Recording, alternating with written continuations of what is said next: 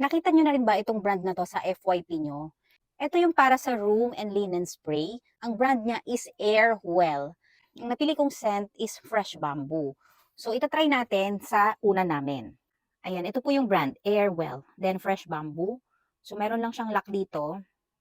Ayan, open natin, tapos spray natin. Siguro kahit ano lang, 1, 2, pwede na. O pwede rin naman dito. Ayan, pwede rin sa cortina. In fairness, mabango siya. As in, amoy mo yung parang refreshing. Meron tong kaamoy na sikat na brand, yung letter M.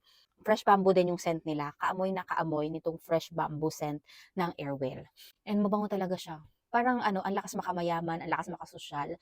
Kapag yung room mo talaga mabango, and alam niyo naman na kapag ang room natin is mabango, naku, parang ang linis, parang ang sarap-sarap matulog, ang sarap higaan. Ganun yung feeling kapag mabango yung paligid. Matagal ko na tong gustong bilhin.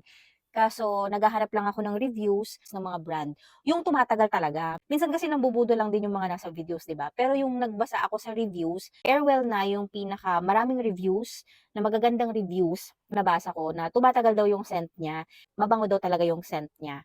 For me, I think kaya siya tumatagal kasi hanggang ngayon amoy na amoy mo pa rin talaga eh.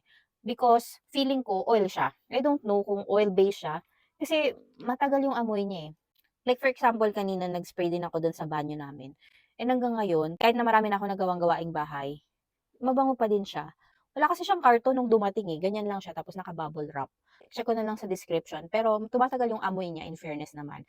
And mabango talaga siya. Marami silang scent actually, pero ito talaga yung gusto ko kasi yung fresh bamboo kasi refreshing nga.